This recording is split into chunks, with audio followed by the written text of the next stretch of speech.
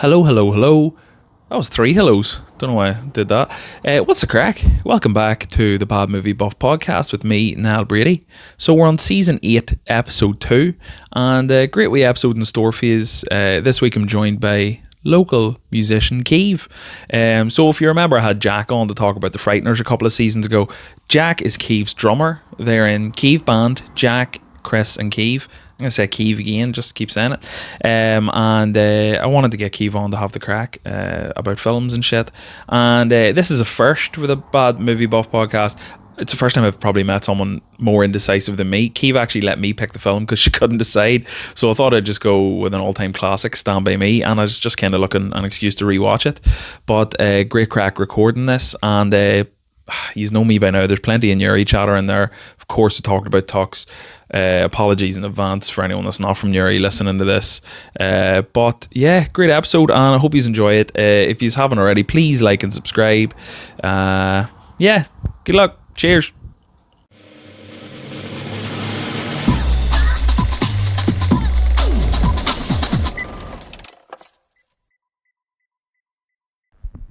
That is us now. What's the crack? Blanking, but oh, what are you joking? I don't know why I find it so hard. Right, I'm gonna hold this up. yeah, it's okay. At least I've got Hagrid there for moral support. Yeah, you're in a safe space here. He's actually usually got like a wee. They do say when you look like somebody, they make you feel more comfortable. Yeah, you think you look like Hagrid? No, but is that what you're saying? Is that what you said? Welcome to the podcast, Ceev. Thank you for having me. Yeah. Niall. It's always nice to have another Nuri alumni on, like, because I'm usually like just banging on about Nuri and how class it is when deep down I know it's shit. Like, so I can be honest with you, like, you know what I mean? I love it. Do you? Yeah. But it's shit. But I'm never here. That's why. Yeah, that's probably it. Like, you know, distance makes the heart grow fonder. Yeah. Belfast crew now, like, yeah. Do you ever like? How often do you come back? I would say I come back a lot, but my family and friends would probably disagree. Yeah. Well, you gig a good bit around this end of the country as well. No, I do. I would do the Canal Court and stuff with the boys on a Sunday.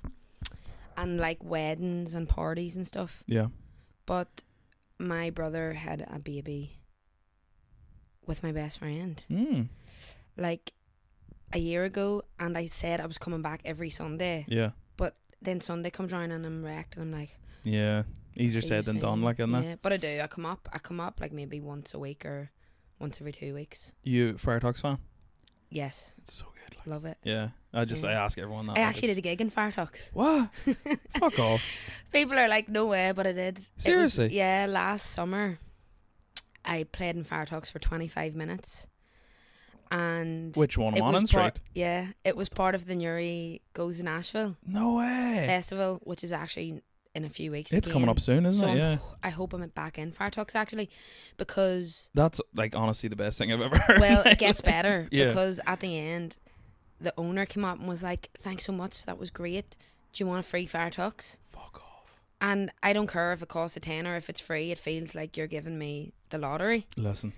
And I got a chicken supreme, a strawberry milkshake, and a chicken burger, and I played my gig and I ate my food, and the world just felt like a great place. That's the dream.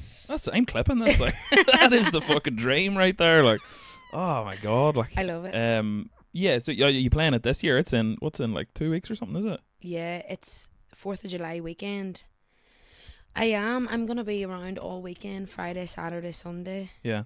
Don't know where yet. Haven't got my schedule, but if it's anything like last year, I'll be bouncing between Nugalado, Marks and Spencer's, Sainsbury's, Fire Talks. I didn't know this. I thought it was just in pubs. Like, no, so I wasn't even in a pub. I was all over the town 20 minutes ago, and everyone was like, "Why is this girl singing in the middle of Duns?" But I was doing it. Yeah, I was actually. So yeah, here, welcome to the chair. Like, so for anyone unfamiliar with Ceev, your full name's Ceev. Like, do people call you Ceev, or am I just calling you that? Like, no, they do. My name is Ceev, but like back in the day, you know, when I was a teenager, just a few years ago. Yeah. My friends all called me Ceev because we were joking that I was going to be a famous singer, and we were like, like they did these pranks where it was like Justin Bieber people dress up as Justin Bieber and go down the town and pretend you're Justin Bieber. Yeah. We were like, let's pretend I'm famous until people think we're famous. Yeah. It was yeah. actually probably like me, Sarah, and Holly, and everybody. Yeah. And we were calling me Ceev cats, and like we thought we were really cool. That's good. Yeah. Hanging around. How old were you then? Like 12, like. I thought you were gonna be like 22. No, 12. But it stuck around. Yeah. And then I went to uni in Manchester, and all my mates couldn't pronounce a simple Irish name. Yeah. So we just went with Ceev, Mm. and that's when it began. Stuck, like, yeah. It's really stuck. Because I remember, like, so I would know you through, well, I would know your music through Holly Duffy, because shout out to Holly. We used to work together. Hey, Holly. In the insurance game, like, and I think we actually sat next to each other for quite a while. I think she was really sick of my shit at one stage, like, but I remember she said. She asked me to vote for you. You were in like a songwriting competition. Oh, no So she was like asking everyone in the office to vote for you, or was it Instagram? Either way, but I voted for you anyway. Like, but I didn't even know who you were. But I just like listened to the tunes, like that's class, and then voted for it. Like, she's a true friend. but you ended up winning that, did you? I did, yes. Yeah. How long? That was 8 years. It was just maybe? before COVID, I think. Yeah. Because, well, maybe a couple of years or a year before COVID, because I ended up not getting the prize because COVID came. Oh fuck yeah. So I had a couple. There was like a few prizes. And I did a few of them, but the big one was to open for Gloria Gaynor, the lady that sings I Will Survive. Yeah, yeah. And it never went ahead. Is Gloria Gaynor still alive herself? Did she survive? Well, you know, it was going to be COVID Yeah. or something else, but yeah, she was pretty old. I think she was in her 80s. Oh, so she is actually dead now then? I don't know. Yeah. Fuck. I'll never get my prize if she is. Yeah, holy fuck. Like, that's Cut grim. that out. Yeah, because I remember like when I was voting, I was like, this looks like a really big deal, like, and it Yeah. was then, I suppose. Even for me then, I don't know.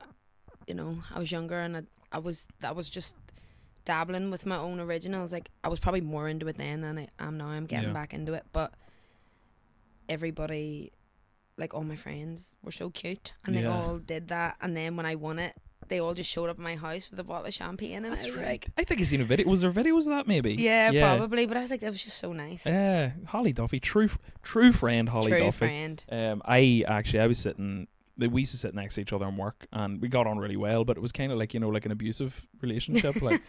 And so the same as me and her. Then. Yeah, she got me like so good in the office one day that I actually nearly like had a panic attack because she came in one day. I don't know if she was hungover or not, but she goes, fuck, I feel like shit today. And I goes, well, if it makes you feel any better, you look terrible as well. And she did this like fake cry. She went, and like for like a split second I thought she was actually like bursting into tears in the office because of something I said to her. And like the panic that I had in that like 2-second gap where I thought she was crying, like, and then she was like and I was like, I don't think you realise how bad she got me there. Like, that sounds like Holly. Yeah, it was good crack. Yeah, good times. She's probably got me a few times too, but we can't talk about them. No, it's all I don't know. Yeah. But here, we're here to talk about Stand By Me. Now, I'm excited about this one because this is the first time. You must be a really indecisive person, are you? Yeah. Yeah, this is the first time I've got to pick the movie. Oh, really? Yeah, because usually people always have something in mind. But then you actually had a really good idea, which was to talk about Obsession, which is, have you seen it yet? Nope. It's so fucking good, right? But the way I kind of like research these podcasts and bring up talking points is by sitting and writing down stuff while I'm watching it. So I would have had to go back to the cinema to do that and like write in the dark and all. And I was just like, fuck, I don't know if it could be harsh, like, you know. So then, what was the other options you had in your head? There was a few more you were darting in between, was there?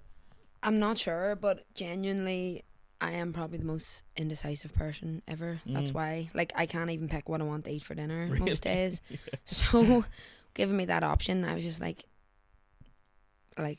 froze. Yeah, yeah.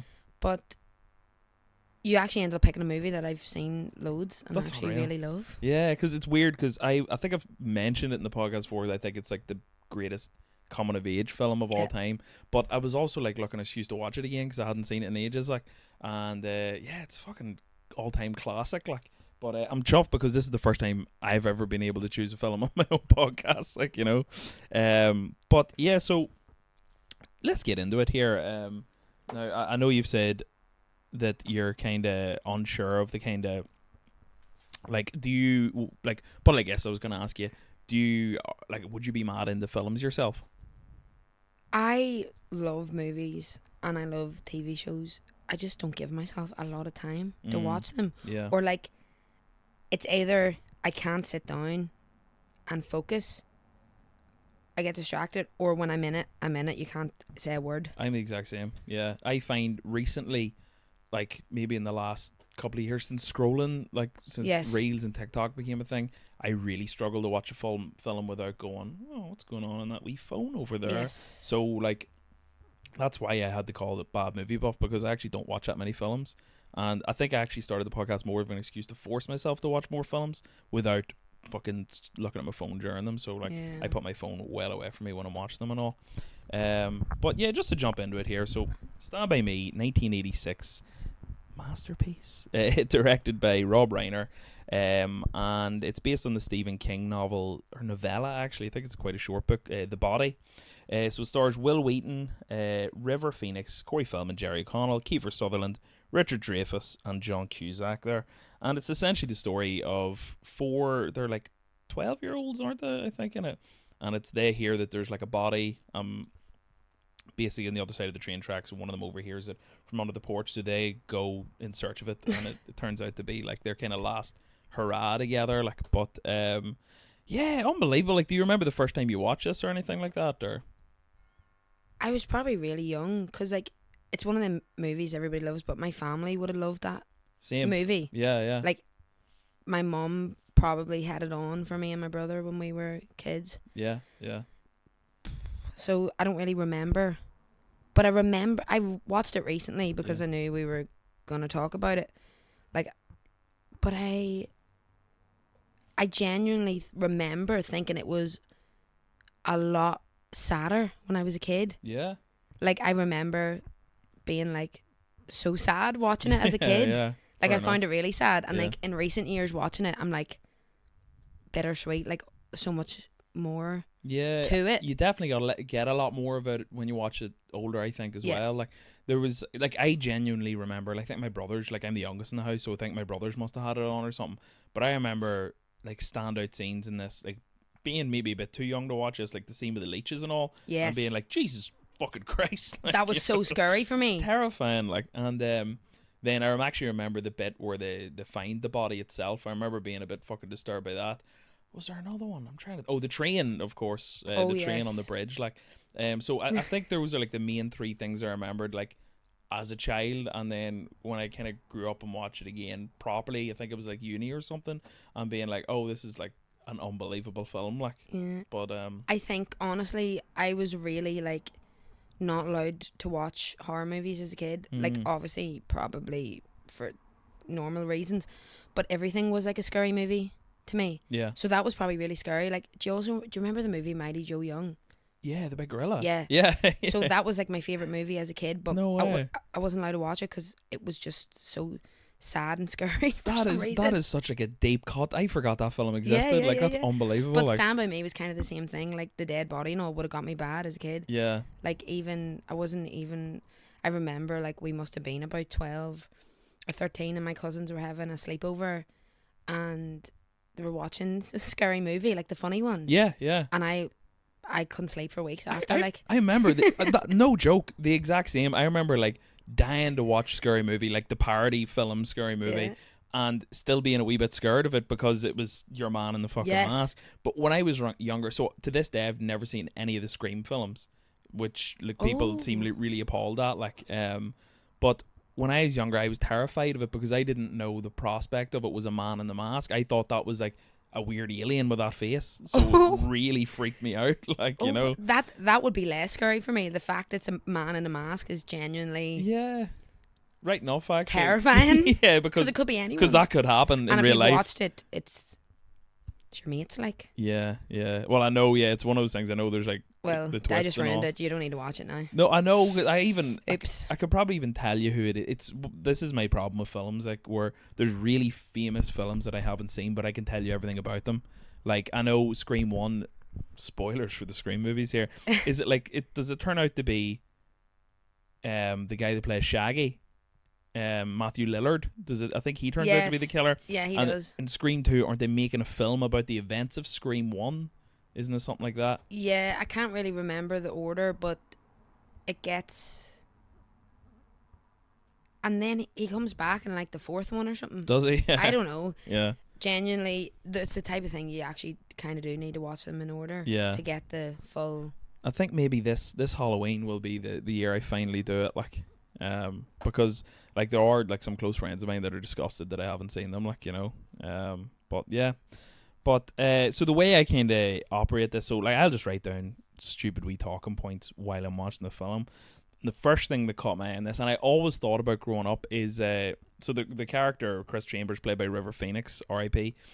See, the first time you see him is in that wee treehouse, and he's got his cigarettes like rolled up into his t-shirt sleeve. Like, did you ever see that in other films before? No, I don't think I noticed that. Yeah, so it's like, I think it was like a real, so this is set in the late 50s. I did see that. Yeah. Yes. But even like Snake in The Simpsons, you know, the criminal guy in The Simpsons, he always has his like fags rolled up into his t-shirt sleeve, and I think it was like a real bad boy thing to do back in the 50s and 60s. Like, but I always just thought it was class. Like, and I've always kind of wanted to do it, but like, you'd look like the biggest dickhead in the world. Like, no, I think you should do it. You think this is your chance? You think I should go for it? Like, yeah. You see me outside the canal court someday. But yeah, also, I think, see, how closely have you been following like Corey Feldman's modern music career? I haven't. Have you seen him recently? No. He is the biggest fucking weirdo on the planet. Like, no way. I think he was actually, did Limp Bizkit or something bring him out at Download or something there? I think he did some sort of gig with Limp Bizkit, but he kind of does these old songs of his. And when he did have a musical career, he was in maybe his late teens, and he was just trying to be Michael Jackson. So his music style and his like dancing and all was very just pure. Which one is he? Sorry, I need to know from my head. Sorry, he's Teddy Duchamp, the one with the burnt ear. Because even when I was rewatching it, I didn't even look up. I actually didn't look up to see. I know they got famous, all got famous after that, but I didn't look up to see like what they were doing. Yeah. But he was the one that I remembered the most, like the most, like, familiar. Yeah, because he was like one of those child stars that was just massive in the 80s. So, Goonies, he was Mouth and Goonies. Yes. He was I forget the name of them, one of the Frog Brothers or something in Lost Boys. He was in this, and he was in The Burbs. That's actually pretty good, but he was in everything back in the day. So I think that the whole thing of being a child star and growing up under the spotlight kind of fucks with anyone's head. Yeah. But see now, like, he's like, no harm to him, like a really, really bad musician. Like, but he's kind of gone viral so many times for just abusing his band on stage. Oh God. Like, the drummer will just be playing, he'll be like, "What the fuck are you?" And like, "We have to start this song again." Sounds like me and Jack, to be fair. Jack just playing there with a big smile on his face, and you just abusing him. I'm only joking. No, fuck him, I hate him. He's a real piece of shit. Like. Yeah, that's terrible. Yeah. I need to see a clip. Yeah, I'll send it to you after, or maybe you actually don't need to see it, because it'll probably ruin him for you. But I think this is the first time I've watched a Corey Feldman film since he's been in the spotlight so often for this kind of like abusive behavior, and I was just like really trying to see past it, but like it's kind of tough to do sometimes. Yeah, I was gonna say. Would you be familiar with any where any of the rest of the cast are now? Then no, but I am interested. Okay, well, I'll go through what I know here off the top of my head. So Will Wheaton, the main character, Gordy LaChance, I think he kind of came back into quite a bit of fame recently because, well, after Stand By Me, he went on to play a character called Wesley Crusher in Star Trek The Next Generation, which would be like Patrick Stewart's generation of Star Trek, and he was like a kind of younger character in it, so it would have only been a couple of years after Stand By Me. But then Big Bang Theory kind of brought him back into the spotlight because the main weird Sheldon from Big Bang Theory then had like a real life vendetta an in-show vendetta against Will Wheaton, so he was in like a load of the Big Bang Theory and stuff. You actually might know him to see now. He doesn't look anything like he did as a child. So he was in the Big Bang Theory? Yeah, as himself. And he had a vendetta against him? Sheldon hated him because he didn't like his character in Star Trek. Sheldon did. Okay. I thought you meant Sheldon's actor hated that actor. Jim, Jim Parsons, I think you call him. Yes. Sorry, I explained that very badly. But then River Phoenix is dead. He died. I think he was only 19 or 20 maybe when he died. He overdosed. He played Chris Chambers, the guy with cigarettes in his arm. Yes. Is he the Joker's brother? Yeah, he's Joaquin Phoenix's brother. So he was like one of those younger stars. I was gonna say his name, but I would have butchered it. Well, yeah, Joaquin, like, yeah, it's spelt Joanne, weird as well. I was gonna say Joanne. Joanne Phoenix Barcroft. Here, this is such a random input, but did you know that Tyson Fury's family are from Barcroft? What? I found this out the other day. Look it up on Google. I can't right now, but I'll look it up right after this. Where does it say this? So I was watching this video and this girl was interviewing him and they were talking about Ireland and stuff, and he was like, oh, my family are Irish, and she was like, really, where from? And he was like, I have family in Roscommon and Newry, but the subtitle said Newbridge, and I was like, he did not say Newbridge, I know he said Newry. Yeah. And I just started Googling it. Honestly, it was Holly. I goes, Holly, he said Newry, didn't he? And she said, yeah, we Googled it, and it was like John Fury, Tommy Fury's dad or whatever, his family from Newry, they all originated in Barcroft, Newry. No way. And I was like, oh my God. That's mad. It's our claim to fame. Like. Yeah, I love shit like that. I live for shit like that. There's like, would you know the actor Martin Short? Yes. He's the funny wee guy. Yeah, yes. From like Only Murders in the Building, and Father of the Bride and all. He's originally from Crossmaglen. What? I think he was born in the States, but his mom and dad emigrated from Crossmaglen to the States. That's so cool. And like if you ever are in Cross, there's Shorts Sports Shop and Shorts Bar. That's like his family. Oh my God. And he's good mates with Eugene Levy in real life. And Eugene Levy was going to Ireland a few years ago, and he is like, where should I go? And he's like, go to Cross. There's like pictures of Eugene Levy just knocking about Crossmaglen with nothing to do. Yeah, pretty much. Like, I think he must have went into one of the Shorts, like the Shorts Sports Shop, and then the staff all got pictures of them and all. Oh, that's so cute. But I just love, like, see when like someone like really famous has some sort of weird tie-in to like Newry or the surrounding areas. Or someone you wouldn't think would have a connection to Newry at all. Never mind like Barcroft. Yeah, yeah. Like, that is crazy. Barcroft is mad. Like, yeah. Yeah. That I definitely. Holly was crying. Like, you can cut this bit out, but she was like, "Of course, it's Barcroft." Yeah, like, yeah, it has to be Barcroft. Yeah. Like, if the Furies are gonna be anywhere, it's Barcroft. Like. Yeah. Well, here I can't. I'm literally a stone's throw away from Bar. I'm Barcroft adjacent here. Like, so. But yeah, I can just picture myself going down like a fucking mad rabbit hole after this podcast recording. Like, but yeah. So Corey Feldman, don't look him up these days if you don't want your dreams ruined. Like, I completely forgot that John Cusack was in this film until I rewatched it last week as the older brother, Denny. Yeah, I actually need the faces. Yeah, actually the names.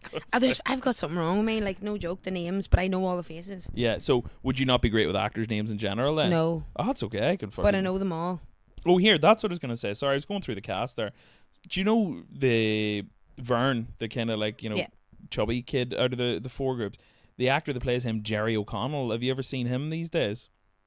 No, but that name sounds familiar. He's like, he ended up being like one of the most insanely handsome men of all really? time. But I think he's in like an episode of Friends and all. Like, no way. You definitely know him to see now. Like, but yeah. So then there's him, and then you've got like the likes of Kiefer Sutherland and all, who's a bit older. He plays Ace, like, the bad guy.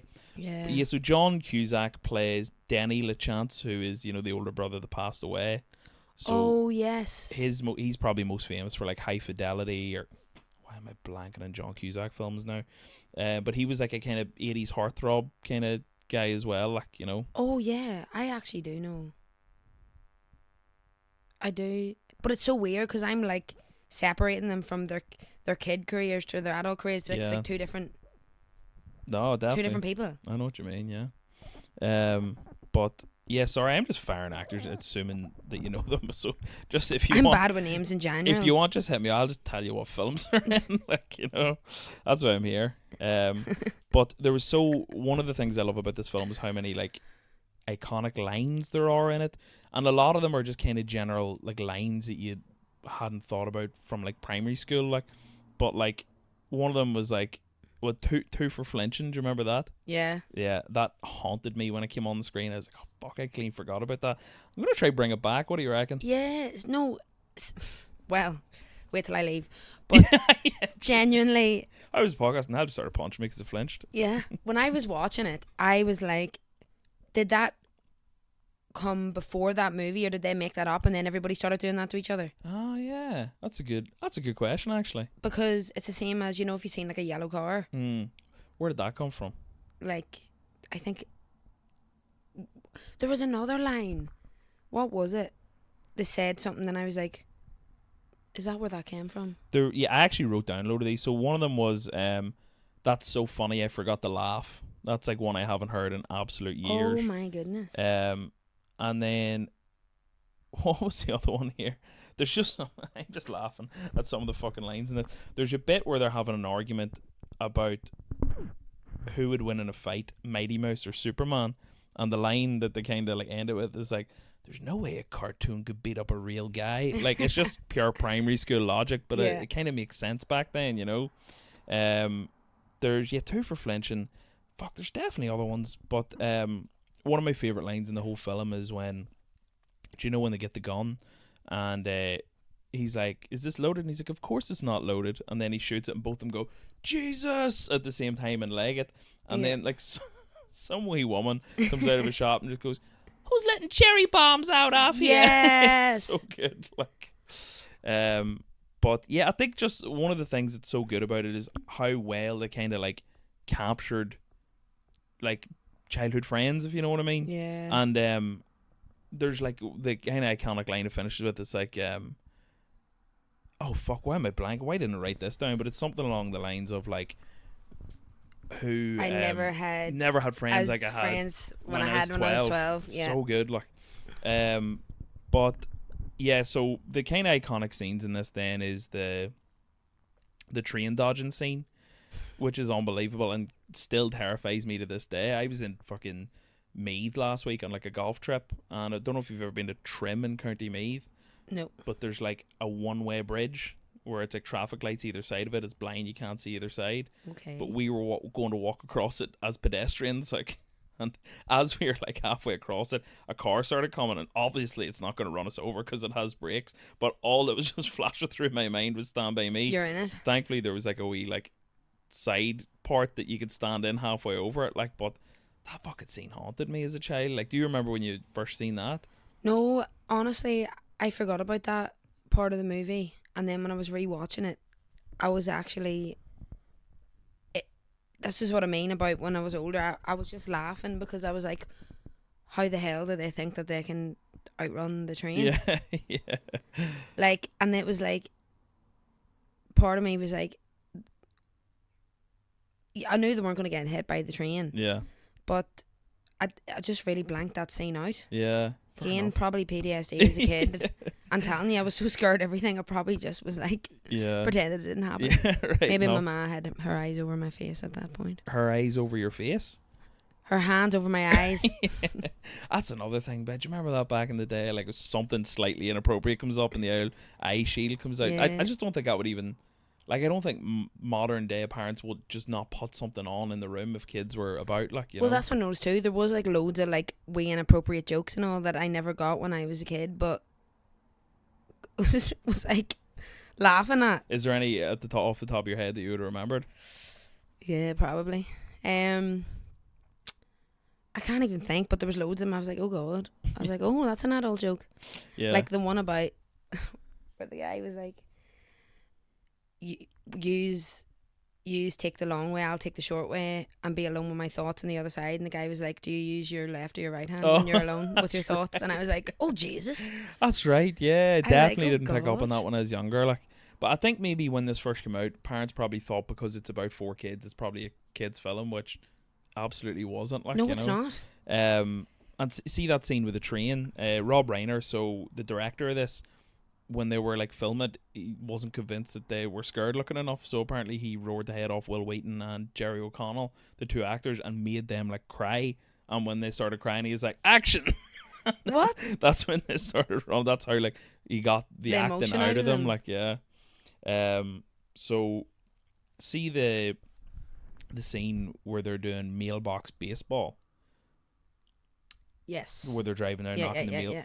This is another thing I hate when happens in a non-horror movie. See, when it's just because the scene before that's a relatively quiet scene, and then it just immediately cuts to them. So the jump scare got me so fucking bad. I nearly jumped off the couch when that happened. Like, What was the jump scare? it was just Oh, so the them way hitting the the scene, mailbox. scene cut. It was like the kids kind of having like a quiet conversation. Then boom, like mailbox smack straight away. Scared the fuck. I'm so bad for a jump scare. Like if I go to any horror movies, I'm covering my ears the whole Yeah, time. me too. Like, But that didn't get me. oh, I shit myself. Like, Really? yeah, bad times.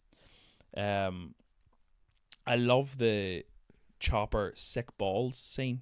Always crack me up. Do you know when he's like they're in the junkyard and he's like, oh, the rumor is that the guy that owns the junkyard has taught his dog Chopper to sick specific parts of the body. Oh, yes, And then when he's running, he's like, now realistically he said sick him Chopper, but in my head all I heard was Chopper sick balls. Like it's a class one as well. Oh, yes, when he's running away to get over the fence. Yeah. And I think Will Wheaton, like as an actor, is just so good in this because you can see the genuine like fear in his eyes when he's running from the dog and with the train scene as well. Like, but yeah, like there's another scene in there. Do you remember the bit where they're flipping the coins to see who goes to get the water? No. It's in the junkyard scene. Oh, and right. they flip the coins and all four of them land on tails. And then I can't remember that. when did you watch this? Like last week. Yeah. See, this is what I usually watch it the night before we record. Like, so that's why I always forget things. I've got the cheat sheet here to help me out here. Like, I just don't remember them flipping coins. yeah. So there's a bit where they're kind of debating who has to go. Oh, sorry, who has to go to the shop? That's what it is. And they pull all their money together, and then they're like arguing about who goes, and then they flip coins, and they all turn over, and who gets the odd coin out has to go. I'm laughing. Maybe I had a 5-minute snooze while this was happening. I don't know. This is again like I love movies, but I'd be like, because I was actually going to quiz you in this part, but there's no chance of you getting it. right? So I don't know. Give me it anyway. I'll see. They all land on tails, and then Vern says that's a bad sign. That's a. Do you remember what he calls it? No. No. He's like, that's a bad sign, guys. That's a bad omen. That's a goocher. No. Goocher. Never heard that in my life. Like, Och. yeah, but just those wee kind of fucking childhood superstitions and all that probably don't exist anymore. Like, yeah. Like what the fuck? Do you think children these days are flipping coins in junkyards? Like, no, probably not. But that's one thing as well. Like but that's what I was like thinking of when I watched it, because I was like, it actually is so relatable to like, well, I don't know, probably more to my parents' childhood, but to mine as well, because we didn't have phones or nothing. Like I remember we used to sit in the rocks up in Courtney Hill, same, piles of us, like, and just talking. I was probably like Fern, like that's the character I would have been. We scaredy cat. Literally do I have it written down here? The whole way through this film, I was like, I'm Vern.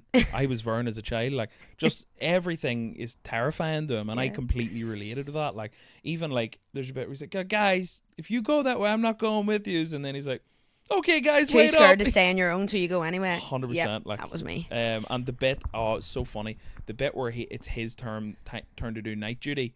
And he's got the gun. Yeah, and he's like, no, that got me so bad. Twitching left, right, center, and then at one stage he like goes behind the tree, and then you just see the gun flying out from behind the tree. Like, oh, I saw that. I don't remember the last time I've related with a character as much as I related with Vern in this. Like, it really cracked me up. Like whenever I was watching that part, I was like, that's still me. Like at night when I turn off the lights, I'm still like you just wouldn't want me to stand guard for you. Like, yeah.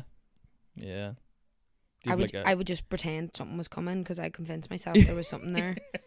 Just to wake other people Everyone's up. Like, safe, but I'm just scaring everybody because I'm literally imagining. Yeah. No, I completely get that.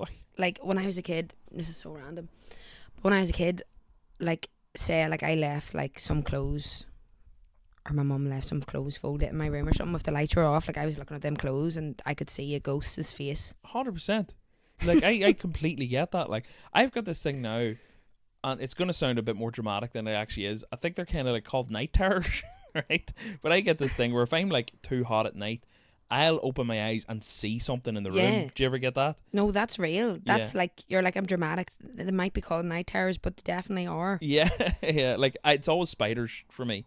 Like, I will always wake up and think there's a spider on my pillow, and then jump up and start screaming, and then Aoife will be like, what the fuck are you doing? And I'd be like, tarantula? No, that wasn't real. Back to sleep. Oh, no, thank God I don't get that. Yeah. But I do, like, if I'm really tired, I'll, like, be going to sleep, but I'll be awake at the same time. And just like when you were watching this last week. Apparently so. But I'll be asleep and awake at the same time, and I don't know, like, whatever I can hear, like, when I'm awake and I'm asleep, it just turns into this weird dream where I can't wake up. And I'm like, wake up, you know you're sleeping, wake up, but something really scary is about to happen. I get that if I've been drinking for 2 or 3 days straight and I'm trying to get sleep. Right, maybe that's when as well. Do you ever get that when you're just in the horrors and you're trying to sleep, and then like the second like you close your eyes or you start to doze off, you're like, oh, you're falling into a deep hole. Yeah, something bad's gonna happen. Like, yeah. So yeah, Vern, he probably has that now as a grown ass man. What did he do with his life? Oh, that's the one I was saying was in like Friends and all. Oh, yeah. He came out the hot one. Oh yeah, 100%. He's actually. I must look him up. Weirdly, after we watched this the other night, I opened Reddit and I'm subscribed to the movie subreddit, and it was like, I am actor Jerry O'Connell, ask me anything. Jerry O'Connell. Is it really him? It was him, yeah. Like within an hour of watching the film, he did like an ask me anything on Reddit. So fucking random, like chances of it, like. That is so weird. Yeah. You manifested it. Yeah, that's it. I didn't even read it, to be honest. Like, I really love the lard ass story in the film. Like, oh yeah, always kind of haunted me a wee bit as a child as well. Yes, I did see him. But there's a few things in it. Like, so when Rob Reiner was kind of filming that, they initially were going to make the story quite realistic and less cartoony. But he was kind of trying to figure out what type of voice he think that Gordy LeChance would have as a writer. So what he decided to do was make Gordy Stephen King, who wrote the book. So because King started off, well, he's famous for horror, he essentially thought that in his head canon that Gordy would evolve to have Stephen King's career. And like a lot of the book that Stephen wrote, the body that this film's based on, like for example the leeches actually happened to Stephen King as a child. Oh, isn't that mad? Yeah. I was reading earlier as well. That's one of the scariest parts. The leech is terrifying. Like, and when I was watching it the other night, I was actually, all I could think of was how real they looked, and I was like, did they actually fucking put the kids through this? But what they did was actually like use this like rubber cementy stuff and painted it black to look like leeches, and then they painted like the wee red lesions on their skins to make it look like they were bitten. But the day that they filmed that, when they're finished filming, all the kids, like the actors that played them, went to go to a water park, and they're all refused entry onto the big slide because it looked like they all had like fucking infections all over them. My God. So apparently they're all raging. Like, I think Will Wheaton said that on like the DVD commentary or something. But yeah, so like the leech scene, I don't know in how much detail, but that actually happened to Stephen King as a child. Like, I don't know if one hit him down the kecks or not. Like, but nightmare. Yep. Or is there leeches in Ireland? Yeah. Is there? Yeah, 100%. I don't know actually. I don't think there is. I was gonna come. I'd say there probably would be. Because it's in like other stuff. Like, do you remember a series of unfortunate events? Yeah, the Lacrimus leeches and book like 3. They were really scary. Like, yeah, they were like, they ate boats and all in that, didn't they? That's another fucking deep cut. Why did I just fucking pull that out? I don't know.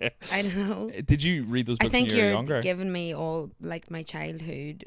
Everything I've locked away that scared me is coming out. Yeah. Do you want to go on to a movie podcast and traumatize yourself? Like, it's okay, I need to get over it. Those books are class. Yeah. Did you read them growing up? Yeah, but more watch the movies. Yeah. Whenever again, concentration problems, books. I think I've only ever really finished one book ever. What was it? It was something about an elephant in a forest. Can't even remember. The Big Elephant in the Forest by, I actually don't know. Sorry. I actually think that's what it was called. Really? Yeah. Fuck's sake. I think I'm undiagnosed. Yeah, I'm almost, like, a few people have said it to me. Like, I've come into this house to record a podcast, and after gone, do you have ADHD or anything? I'm like, I don't think so. I don't know. Yeah, like, I just don't know why nobody ever noticed, because, like, I look back now and I'm like, I love reading books and I love watching movies. But it's like I have to be like really tired or something to sit down and do it. Yeah. And it's like, oh, this is random. I'm going off the topic, but Far away. I was reading this book recently, and it was like, well, what's the crack? Sorry, Niall here, just jumping. Who else would it be? Just jumping in here to say that from this point forward, the audio that we had recorded just completely shit the bed and started getting really crackly, and it wasn't that bad to listen to, but then it put the video out of sync with the sound, and I know some people actually watch the video on this, so I'm from this point forward switching the audio to the audio recorded from the video. I think I've finally figured it out that it's just the interface I use is a fucking real piece of shit. So hopefully this is the last time I ever have to use audio from my phone camera. And thanks for making it this far into the podcast. Enjoy the rest. Thank you. Listening to classical music. Obviously I fell asleep because of the concentration problems. Yeah. But I fell asleep and I was awake at the same time. Yeah. And I could hear the music and I was in the book. Oh, that's cool. Sounds like you unlocked a superpower or No, something. it was actually really freaky. Like Oh, I was in the book and I was in this room and all, I could still hear the music. But when I came out of it, I actually did feel like it wasn't just a dream. Okay. I might need medication. Maybe. But it also sounds kind of like if you're reading like a cool book, that could be like a superpower, like, you know, maybe one that isn't filled with horrors. Well, it was just me in the room. There wasn't any of the characters. It was literally just me. But I was in this library. Yeah. And I could just still hear like the violins and all. And I was just looking around the library. But then when I knew it, I just came back and I was just in my bed and I was like, that was weird. Yeah. Have you ever seen, pardon me, have you ever seen The Page Master? No. Do you remember what it was or anything? No. It's this. Probably watched it, read it, don't know. It's a classic. Like it's weird. It's like animated, but also like real life. So it's a film about this wee boy played by Macaulay Culkin who is cycling to the library and a storm hits. So he like takes cover in the library, but while he's in there, he ends up like the paint off the ceiling all splashes down him and he ends up in all the books, if you know what I mean. Oh. But then it switches to a cartoon then, and it's like him in Treasure Island and Dr. Jekyll and Mr. Hyde and all these famous books, and it's him like navigating his way through all these like icon. It's class. That's so cool. Yeah. Maybe I have that superpower. Yeah, you could be the Page Master himself, like, you know. Fair play to you. Musician, Page Master. Yeah. But I think that's why, like, I think when you have a really, really vivid imagination. Yeah.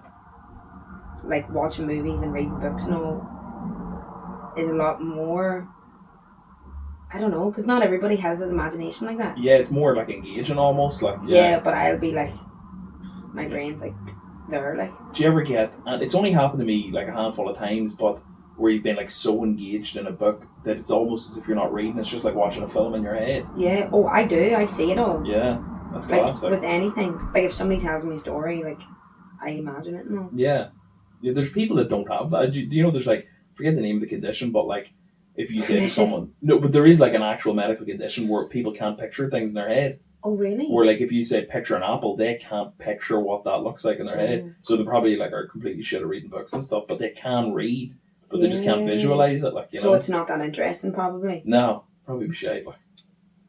Weird. But yeah, sorry, fucking, where are we here? The Lord Ass story. Oh, sorry. There's a few wee fucking tidbits about it that I want to talk about. I didn't realise, so the Ray Brower is the name of the kid whose body they're trying to find. In the Lord Ass story, because it's actually like played out on the screen, Ray Brower is in it, standing behind the twins. That's a bit creepy. Yeah, I kind of liked it though. I haven't gone back and noticed that. Like I haven't seen that, but you saying that is really creepy. Is that going to freak you out? Yeah. But maybe the next thing I want to talk about will take you out of it, because it's just the line where Cordy LeChance says, Mayor Grundy barfed in his wife's tits. Yeah. I just really laughed at that. Like, that was another part of the movie where I'm just like, yeah, this isn't a kid's film. Yeah. And another part of that, and I just had to Google this after, again, probably just my brain working weird. So there's like a group of like owl boys that's like heckling Lord Ass while he's up pie eating, and they're all wearing hats, and they're referred to as the I can't speak. The benevolent. What the fuck is wrong with me? Benevolent. Sorry, the I'm not even doing this on purpose. Benevolent. Benevolent Order of Antelopes. I swear to God, I wasn't doing that on purpose. That actually freaked me out. I had to look them up because I was like, is there something in universe here that maybe I'm missing? Because you'll find with like a lot of Stephen King stuff, there is a lot of crossover between characters. Like Teddy Duchamp, Corey Feldman's character in this is actually in Carrie, which was Stephen King's first ever book that kind of broke mainstream success. And he also hints that Chopper, the junkyard dog in this, is Cujo, which is that big evil dog from another one of his books. But I was like, fuck, maybe there's some sort of Stephen King in-universe thing that I'm completely missing about the benevolent, the Order of Antelopes, right? Yes. But I googled them. It's just a real group that are like trying to protect antelopes in America. That's so random. Why the fuck is like? What is the relevance to them being in this? I couldn't find any answers on this. Like, but that's part of it. Made me think that literally was my imagination as a kid, because he's telling the story off the top of his head for them, and the way he's telling the story, and then you get to see it from his perspective of like him writing the story with his imagination. Yeah. And he's like, he has them all in costumes. Right enough. And all, and I'm like, that's genuinely the way my brain works. Right enough, yeah. Still, even as a kid, like, and when everybody vomits, even though the people that ate the pies were vomiting up blueberries, so was everybody in the audience. Yeah. But they weren't eating the blueberries. Right enough. Do you know what I mean? I never even picked up on that. Like, I was just like, that's so weird. Apparently, when they're filming that, a load of people behind the cameras started poking because it started turning them so much. Like, I would. Like, I actually hate things like that there. Like, even them, the way they were eating the pies and all, I was just like, rank. Really not feeling well, like. Yeah. I don't have, like, there's like a condition called emetophobia. Yeah. And it's like a deathly fear of vomit. I wouldn't say I have it. I don't think anyone likes throwing up, but like if I'm sick or anything, I have to throw up. Like, yes, but I have heard of that, and apparently, like, it is a real, like, genuinely, like, debilitating. Yeah. Yeah. I know the actor that plays Ellie in The Last of Us, I'm blanking on her name at the moment, but she had it really bad, and she was essentially saying, like, she was afraid to leave the house because a lot of it stems from, as well, like, you can't be around someone if they're throwing up, but you're also so afraid of throwing up yourself that if you think someone might have a bug, or there's a chance of you getting a bug by leaving the house, you'll just not leave the house. Oh, so it's meant to be terrible, like, yeah. But I wouldn't say I have that in any shape or form, but I do hate when there's people around me that are being sick or anything. Like, I do as well. Like, it will make me sick. Same. The smell. The smell's the worst part. I can't do any smells. Yeah. And again, vivid imagination, whenever I seen them vomiting in the movie, I just knew. And he was describing it, and he was literally like, once the people in the audience smelled the vomit, they all started barfing, and I was like, oh my God, I can smell it. Yeah. I could smell it. That's right. How could I smell the vomit when I wasn't in the room? Yeah. Well, it was a movie, like, but... Yeah, I know what you mean. But that's what I mean, like, my brain literally can smell things when you just mention it. It's like the acidity... No, I'm not going to... Like, sorry. The smell of when, like, back in the day when your mum was cooking a broccoli or something.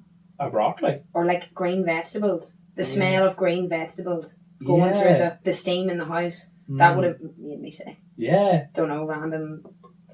Fun fact. Fun key fact. You're just bringing out my childhood. Not the broccoli, Mom. I was weirdly, like, I don't think I had a vegetable till I was like 15. Oh, I love them. Like, I don't stop me from eating anything, but the smell of it cooking. Yeah. And cabbage. Cabbage Water. Didn't have it till I was about 15, I don't think. But now, like, I'd eat anything. Like, I think the only thing I don't like is olives. I love olives. Turn me with I don't really. Olives. The only thing I don't like is fish, like tuna. I love canned tuna, but I've only eaten sushi recently. I wouldn't be mad on the fish. I'd love a fish finger now, like, you know. But other than that, not really fussed. Yes, I mean, I can do like battered fish fingers, and like, what do you call that? Battered prawns. But like, and I like salmon, so I do like fish. I'm lying. Yeah, but see when people like go, oh yeah, let's get a paella or something, Yeah. and there's prawns and they're looking at you like, you know, when they've got their faces and legs and No, all. no. King prawns, like having to take their heads off and all. No good. Not for me either. No good. Where the fuck are we here? Morphine. We have morphine. But to move on from that lovely scene with all the purple boat, like, which was actually, it was made with like a combination. Well, obviously it wasn't real boat.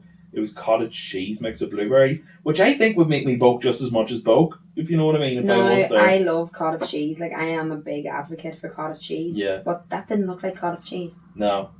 But I only discovered cottage cheese about 2 weeks ago, and I'm now becoming a big advocate for cottage cheese. Like, it's nice. It goes with everything. I eat it every day, and everybody makes fun of me and says I'm rank, but I love it. It's somewhere in between cheese and yogurt, like, isn't it? Yeah. But it just goes so well with random foods. Yeah, well, we put it on, like, mince. Yeah. Last week, and it was lovely, like, yeah. But we tried, like, a mango one, and it wasn't as nice. Not as good. It was. I've done it too, the pineapple one. Yeah. With the pineapple one. The chive one's pretty good, but plain cottage cheese, you can do whatever you want with it. It's unreal, yeah. Yeah, but Is there like a club I can sign up to where you all advocate for this then? Like, or is it just... Yeah, I actually to find a community online? I'm the chief. Are you the head of the banana? Yeah. I'm the head of the cottage cheese. The cottage cheese crew, like... Yeah. Cottage CCC? My flatmate actually got me into it. She blended cottage cheese and blueberries and put it in the freezer. And it just tasted like ice cream. Okay. It didn't taste We're like... a little bit... out of sync with reality, I think, but it tasted like ice cream. Fair enough. If you like ice cream that doesn't taste like mods or anything really nice. Yeah, I'm guessing was that like maybe a TikTok recipe or something? Yeah, it's like, oh, if you're trying to be good, do that. No, it's always shit. Like, you know. What I mean? I never ventured down it, but she made it and I tried it and I was like, I could. If I didn't know it was cottage cheese, I wouldn't have batted an eyelid. Like, but like. If we're compared to actual ice cream, like Maud's Pooh Bear is top tier, like. Yeah, it is. Chalky Bear. Chalky Bears. I think you have to be in the mood for Chalky Bear, if you know what I mean. Like, I think Pooh Bear is like, every time I'm there, I'll get it no matter what. Every so often, if I'm feeling a bit like risky or dangerous, indulgent, I'll mix it up and get Chalky Bear instead. Like, but it's also great, like, you know. Yeah. It's hard. I always go for the Chalky Bear. I had one the other day actually. Yeah. Delish. Temany's milkshake, where do you stand on that? Love. Unbelievable. A mint one. Mint is underrated. Yes. I get strawberry again. If I'm feeling really sassy, I'll get a mint one, like, and I appreciate it. But there's a time and a place, like, you know what I mean. Well, see, I'm always in the mood for weird. Like, somebody recently made fun of me about my Subway order. Okay. Like, because it's so disgusting apparently, but it's just, I just love everything. Right. Okay. Hit me. What is it? Italian herbs and cheese bread. Okay, I'm on board so far, yeah. Chicken tikka. Okay. Before it gets toasted, put on extra jalapenos, tomatoes, and red onion. Okay. And then toast it. And then you're hungry, like I know you are, because your mouth is watering. Yeah, it is a wee bit. I can't eat jalapenos, so that's the only thing. But then when it comes out of the toaster, put pickles. Yeah, I'm on board, yeah. Red peppers. Mm-hmm. Extra spicy Southwest. Do they have an extra spicy one? Yeah. I didn't know that. Okay. It's maybe in the past year. This sandwich sounds delicious. It sounds like it would fuck up my insides, to be honest with you. I'm just tolerant to it now. Extra spicy Southwest, sweet onion, and garlic yogurt. Sweet onion? Yeah. Do you have like some sort of fucking secret Subway menu that I didn't know exists? No, sweet onion sauce. Sweet onion sauce? It's unbelievable. Okay. It's delicious. I'm going to have to think about this. So it's a big mix of loads of random stuff, but all together, it's delicious. Right. It does sound like I would eat it once maybe, and then, in a few years maybe think about it again. Like, okay, I'm on board though. I'm definitely not against it. Hold on, did you say yogurt as well? Like. Yeah. So they have this yogurt sauce for the new Greek menu. Stop. Yogurt sauce, sweet onion. You're making up sauces at this stage. I'm not. Like, I don't know. Have you never had yogurt sauce? No. So I would actually do that at home. I don't eat mayo. I just eat yogurt. So like I'll make a wrap and I'll put like chicken, lettuce, yogurt and hot sauce. Yeah, like Greek yogurt. Like, yeah. So it's like cottage cheese and fucking everything. Like so in Subway they just make this like garlic mint yogurt. For you say yogurt weird as well. Yogurt. You say yogurt. Yogurt. Yogurt, but yeah. Right, sorry. We can't all be educated. Some of us have to be. I wasn't gonna say it like the first few times. Yogurt. Yogurt, but yeah, it's like it's spelled Yuggard, but yogurt. I don't know. I say people always make fun of the way I say vodka as well. Well, with like an F. Vodka. I don't know. You said it normally there. Vodka. Vodka. That's normal. Okay. Yeah. Do you want to hear my Subway order? Yes. It's not that adventurous, but it's always meatball, Italian herbs and cheese, meatball marinara, cheese, toasted, red onion, pepper, shitload of pickles, and either Southwest sauce or ranch. And I've just, as I said that compared to yours, you feel really basic now. No, you've still got a lot of sauce going on, but it's like more. I think it would just please more people. Yeah, yeah, but no one else seems to get meatballs. Am I the only meatball marinara fan? Yeah, I've never really been friends with anyone that gets meatballs in their Subway. I don't know what that says about you. Yeah. Well, I was in Germany a few years ago and I went to get a Subway and I was like, can I get meatballs? And they're like, what? They don't do it over there. Like, really? Yeah. A meatball sub is a really popular thing, like, isn't it? Yeah. But I think you like what you like. It's okay. Yeah. Who am I to judge with my extra jalapenos? Yeah. Extra pickles. I haven't eaten a jalapeno. Extra hot sauce. Yeah. Good times. Love them. Yeah. I don't know. I think they make me hiccup or something. Did you ever get that? No. But I love them, so maybe I'm over that. But again, I grew up on Ken's curry. Like, my mum was feeding me Ken's curry when I was 2 months old. Yeah. That's, again, the most overrated thing on the planet is Ken's curry, like, I think. Unless you grew up eating it from 2 months old, because it's like a staple. To be fair, you'll never get it. It's gone now. Oh, yeah. Like, well, the real... people say Kaz or Kings do. Is it... Sorry, Kaz. No good? Just tastes like cement. For any non-Yuri listeners here, I love a good Yuri podcast, but I think maybe there's like one or two non-Yuri heads that listen to what the fuck they're talking about.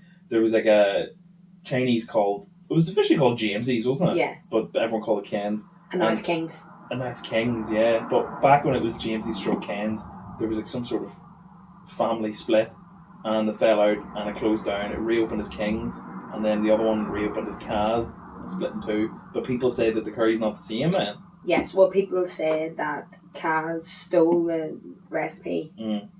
But it's not. It's not as good. It's thick. It's like thick curry cement. I don't like it. Yeah, there's some serious lore about this. Like, I'd love to get to the bottom of what's actually going on in the world of Chinese takeaways in Yuri. Like, people are obsessed. Like, even when Henry's was closing down there, they were queuing up to freeze the curry sauce. Is it closed? Yeah. I didn't know that. It's gone. Oh, that's sad. Because my mate has a few tubs in his freezer if you want. He sell them for a good few quid. So Henry's was James's cousin or something? Yeah. Oh, I don't know. Let's not be throwing that out there just in case. No, they're the exact same sign. Really? People I know say, because I remember the exact same sign when it was James's and Henry's, and I always thought, oh, that must be fucking related. But people told me that like Henry's was just like the James's for people on that side of the town. No, that's such a lie. I don't think so. Like, it was Henry's was called Laws before it was called Henry's. What? Henry opened it, and he's known for his gravy. The exact same like typography. Yeah, maybe they just got the same signage, man. Yeah. Oh shit. Oh okay. No, you've kind of ruined my childhood dreams now. Like, I assumed that they were all family. Like, I don't know why. I don't think that's not. I'm not busting it completely. Yeah. That rumour, I'm not sure, but I don't know why. I don't think so. Do you know? I had a debate, and I swore we'll get to talking about the movie, but I'm really intrigued by this conversation right now. Yuri takeaway based lore. I was talking to someone recently about super sauce, right? Yes. I was talking about Belfast I work with, and we were talking. I was like, did Friar Tuck's invent super sauce? Yeah, I would say yes. Well, he reckons it's what do you call it? Herons, like, you know, country fried chicken. Oh, but theirs is called chicken sauce. I know they're just called super sauce, I think. Is it? I think so. I haven't had it in ages, but I definitely remember getting super chips out of there. So I think KFC had chicken gravy. Yeah. Then the other chicken shops are opening up with chicken gravy. Yeah. But I just remember Fire Talks being the first super sauce. Well, yeah, Fire Talks opened in Uri. Don't ask me why I know this. In 1983 originally. I don't know when KFC. It would have been a good few years after that. KFC opened like late 90s maybe. Like. So I don't know. Did they always have super sauce though? Like. I actually, my first memory of super sauce might be like later in life. Yeah. Okay. I don't know if it was always there. Now I would need to confide in somebody a lot older than me because I'm just so young. I think I know what it is. You were reared in Ken's curry, burnt the fucking taste buds out of your mouth, and then it took years to recover to actually realise that super have sauce the palate to appreciate super sauce is also an option. Like, yeah. Yes, I agree. Yeah. There you go. Someday I'll get to the bottom of this. Like, honestly, I could start a separate adjacent podcast where I just take people on to talk about takeaways, like, because it's I just talk about it all. No, anyway. That's one I would find very easy to talk about because Yeah. I think Nuri has the best takeaways in the world. 100%. Not a word of a lie just come out of your mouth there. Like, and if anyone wants to give us a free one, yeah, I've been trying to get Fair Talks to sponsor this podcast for so long. Like, well, not that like when I say trying, I just keep mentioning them. That's it. Like, but yeah, so you've got. I think the difference. I could be wrong, but I think one of the things that kind of elevates Nuri takeaways is the cult status behind them all. Like, people are like me, obsessed with Fire Talks. Yes. It's referenced in jokes constantly. Like, my brother goes to Fire Talk. If he's making something with coleslaw, he won't buy coleslaw anywhere else. And then, like, you're talking about Ken's Curry and all. When Ken's announced it was closing, people froze the fucking curry, and same with Henry's. Like, same. And then you've got the likes of Dolce Vita as well. Well, now they're bottling their sauce, which was the best business idea 100%. Now, have you had Fire Street? Yes. Oh, I love Fire Street. Like, you sound like you're not on board. I am. Yeah. I just think it's a debate, isn't it? Because that's kind of like the pizza chip version of the Kaz and Jamesy. Yeah, 100%. War. Yeah. Now, I think Fire Street's garlic sauce is knocking Dolce Vita's out of the park these days. How do I not offend anyone? I know, that's how I'm trying to... The chicken meal from Fire Street Yeah. might be better. Okay, yeah, I think you might be right in that one, to be honest.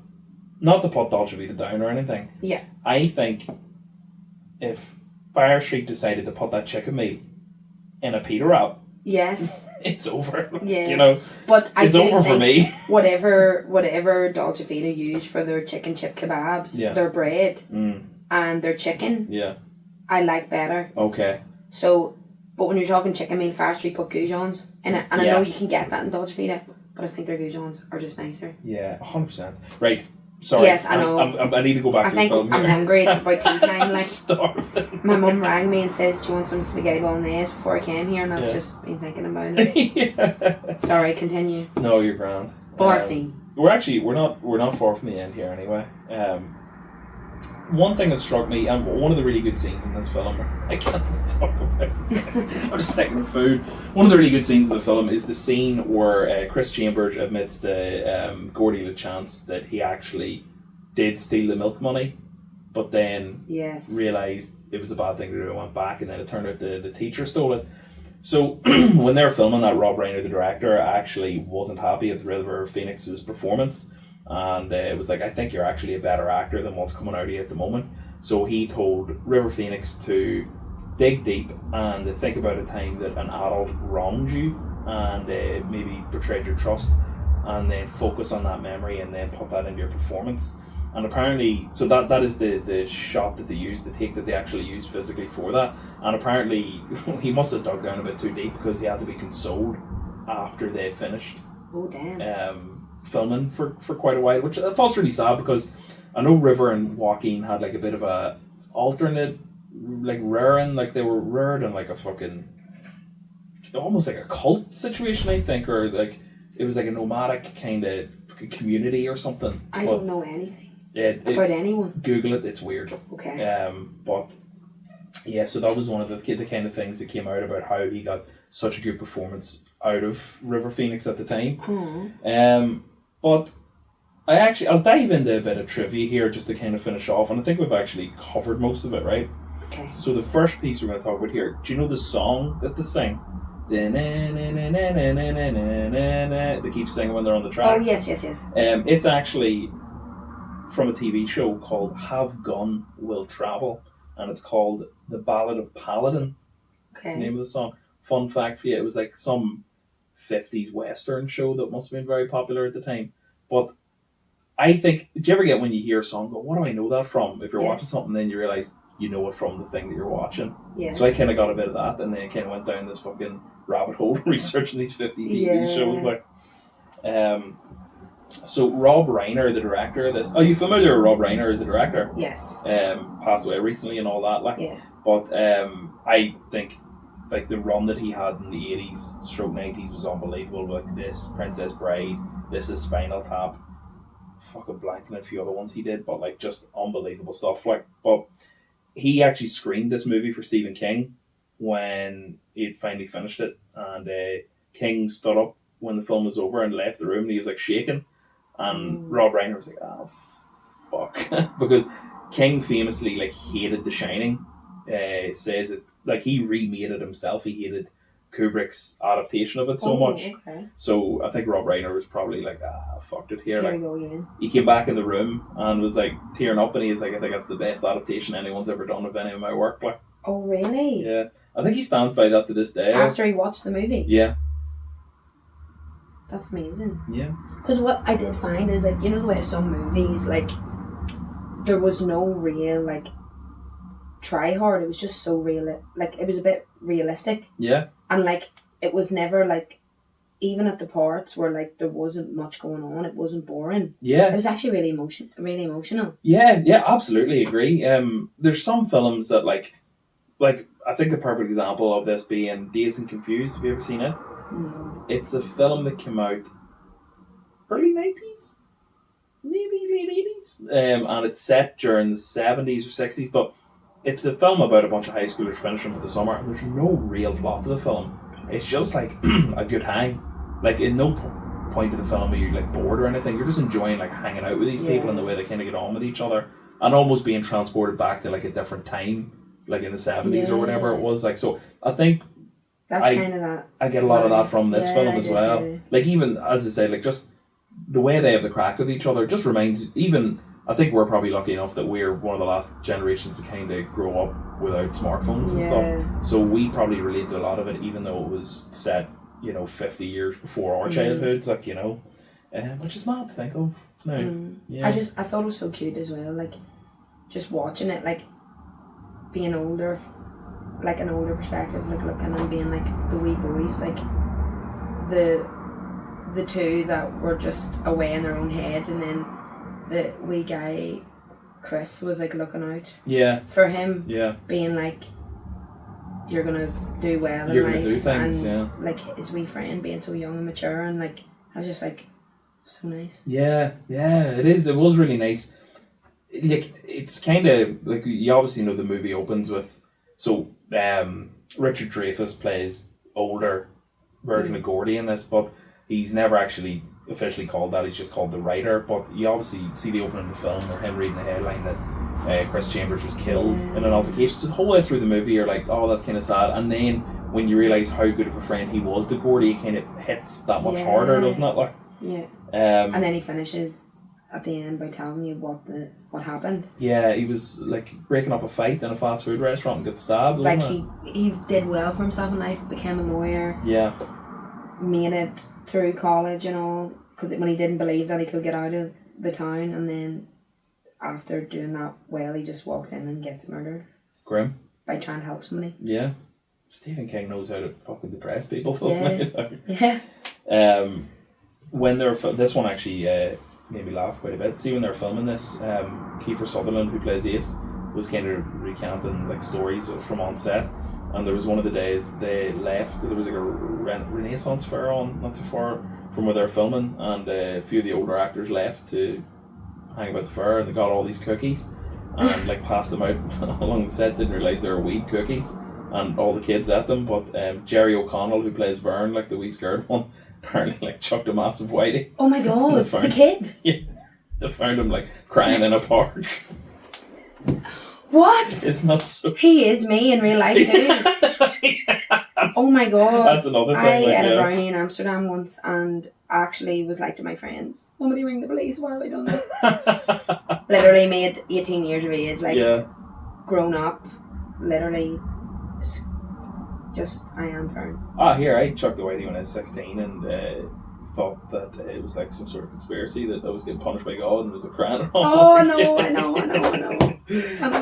We've all been there, like it's no fun. Like. Oh, that's actually nuts. Yeah. Was it mad? Like M12, all the kids were given edibles like at the end of the yeah, but no one realised it was a complete accident, like because they just bought them from some fair, like what they were laced. Like. Oh my goodness.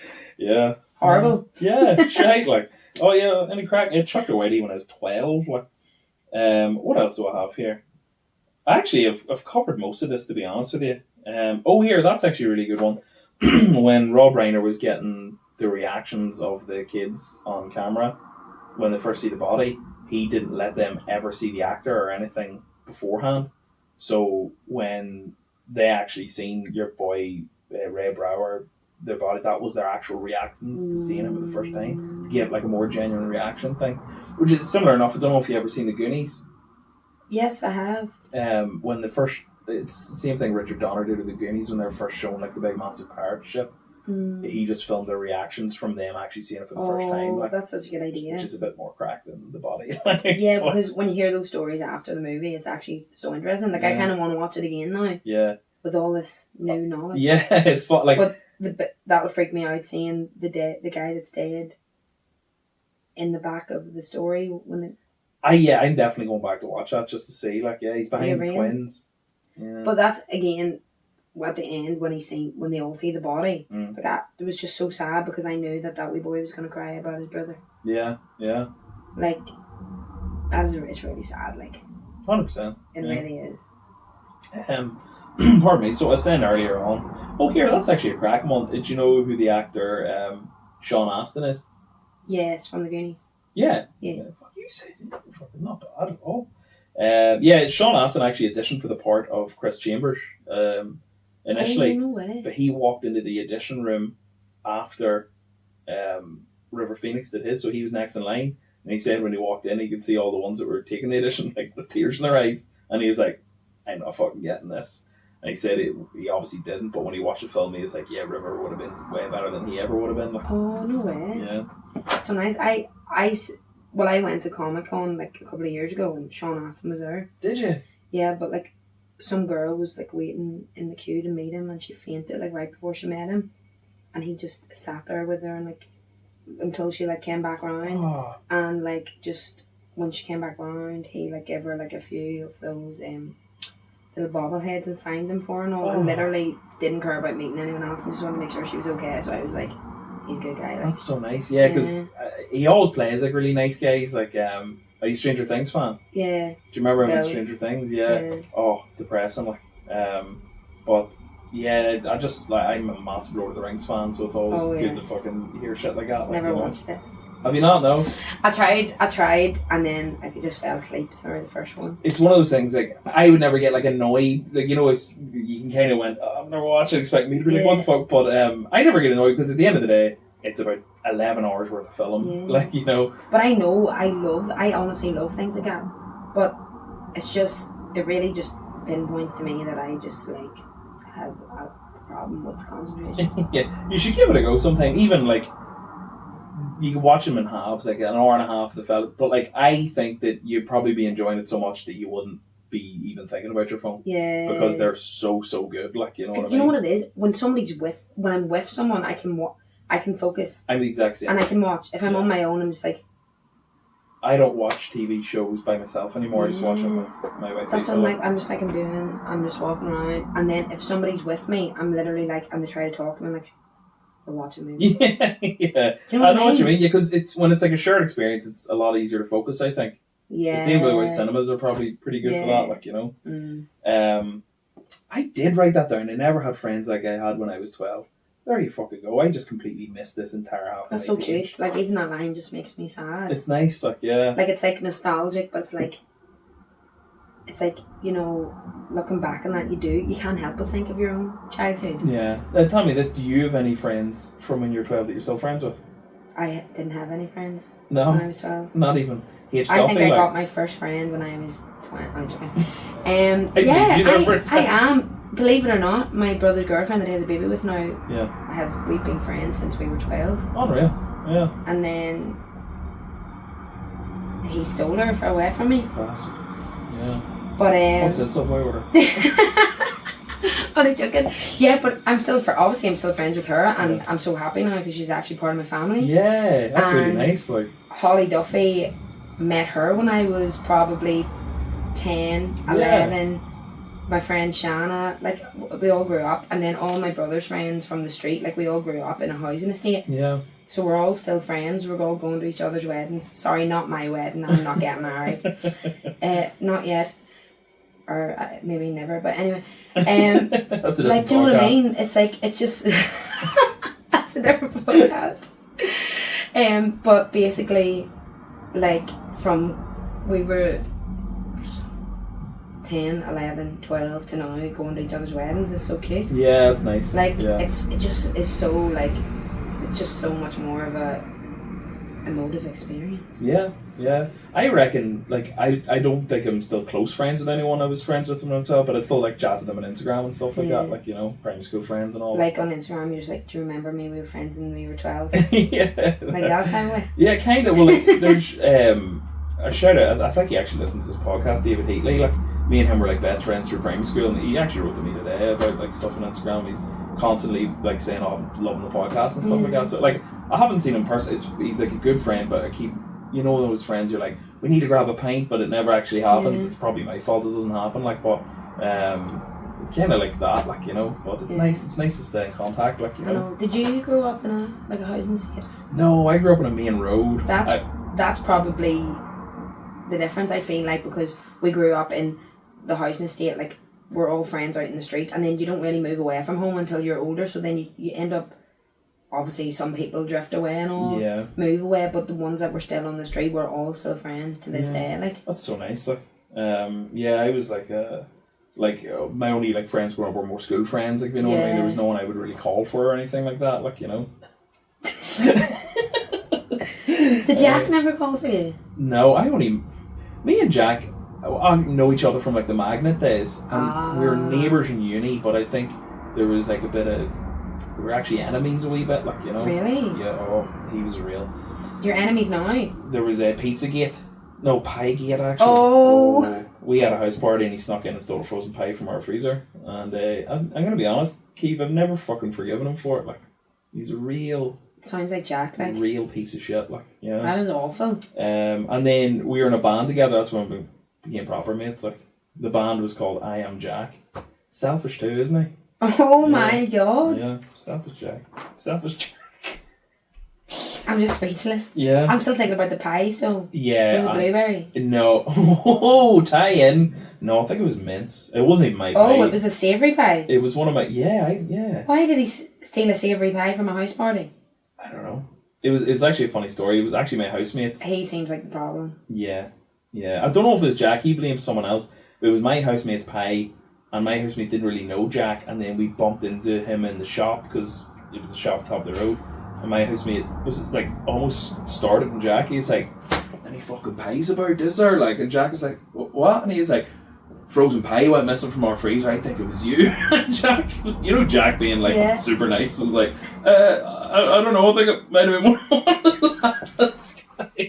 Oh my! Imagine he didn't steal the pie though. Yeah, no, it was definitely one of Jack's housemates. I don't think it was actually Jack, but like you know what I mean. You always blame the easy target. I know. Bunch of bastards. Per Jack. Right. A few more trivias to go. So, the book, the novella, this is obviously called The Body, but the studio actually thought that would be misleading to call the film The Body because it almost makes it sound like a horror. and it's not a horror. Yes. What do you think? Good decision? Bad decision? Really good decision. Again, because they used the song "Stand By Me" at the end of the film. Yeah. It's kind of like, it kind of helps it be a bit more iconic, I think. It was actually Rob Reiner that came up with calling it "Stand By Me" because I Yeah. think he was like big into the tune at the time. So the original, the song sung by Ben E. King. It was actually re-released for this film coming out. So it originally came out in the 50s, I think, but they re-released it for the film in 1986, and it actually charted again based off the success of the film at like number 9 in the Billboard charts after. Right. But they were actually originally going to hire a very famous pop star to cover it for the film, but then they changed their minds the last second, decided to go for the original. Have you any guesses who it could have been? A famous pop star? In what year? 1986. I'll give you Michael Jackson. Yeah, yeah, that's it. I was going to say the most famous pop star, yeah. So I was going to say him straight away, but then I needed to check my ear. Yeah, that would have been an interesting cover. It would have been interesting, but I don't think it would have made it any better than what it is. Is perfect, I think. Yeah, 100%. Like, I forgot that the song was actually even in the movie. Yeah. And when it started playing at the end, I actually was like... Yeah. Like, it was just like... Would you be the type of person that would get emotional at films? Like, would you actually cry in all of them? Yeah. Yeah. Like, real life things don't really get me that much, but the movie, oh my God. Mm. Like, when it started playing at the end, it was because I was just like, do you know, like all the emotions through the movie and then that song. I don't know, I just find that song emotional anyway. Yeah, it is a cracker of a tune. Like, Love it. Growing up, I used to have a video, so based off the success of The Lion King, there was a Timon and Pumbaa cartoon that came out like weekly. I don't know if you remember this. Yes, I think I do. And there was an episode of it where they cover Stand By Me, so that's the first time I ever heard that song. So growing up, anytime I heard Stand By Me, I was like, oh, Timon and Pumbaa! Unreal. Yeah. But it is an absolute fucking belter of a tune. Now, just before we kind of finish up, I always say to people, if you have anything to plug, but it doesn't really work for this podcast because God knows when I'm going to release this because I have to record more episodes. But I'll say this, I've seen you a few times perform it, but like most recently in the Canal Court a few weeks ago. So at the moment you're playing with Jack, who's actually been on this podcast, and then Chris, is it McKeown or McGeown? McGeown. Who I played both in the past, both fucking incredible musicians, but used as a 3-piece are fucking unbelievable. Like, thanks, man. So I'll say to anyone, so use our Ceev band on Instagram. Yeah. CEEVBAND. That's what I fucking meant to say to you. I went to that was the Friday of the Blues Festival you were playing in the Canal Court. Yes. I went to the Blues on the Saturday, and I met up with my mate Vikesh and his in-laws, essentially. Mm-hmm. And it was the first time meeting his partner's parents. Lovely couple from Dundalk. And they overheard me saying that I was a gig the night before. The guy goes, who was it you went to see? And I goes, it's a mate of mine's band. He plays with a girl called Ceev. And he went, is that spelled CEEV? And I went, oh fuck, do you know her? And he said that he's seen you playing in the Butter Crane one day. Oh, yeah, and he said he came up and was like talking the ear off. He said he is like, oh, you're class. I think it might have just been you and Chris maybe. Yeah, it was just me and Chris. Yeah. So he said that like he thought you were unbelievable. Like, that's so nice. But like his ears pricked up as soon as I say Ceev. He's like, they're class. Because people don't remember my name. I actually think using Ceev over Kiva is actually more confusing. You reckon? Because people are like, what is that name? People are like, Ceev, Steve, Keith. Fair enough. But no, so you're flat out with weddings and stuff and all as well. Yeah. Like so, but anyone listening to this, check Ceev band, and then you've got your own music by Ceev picture Instagram as well. Yeah. So yeah, check Ceev out on all her socials. She's very talented, and get seeing the Ceev band or Ceev when you can. That's it. Yeah, thanks for coming on. Thank you.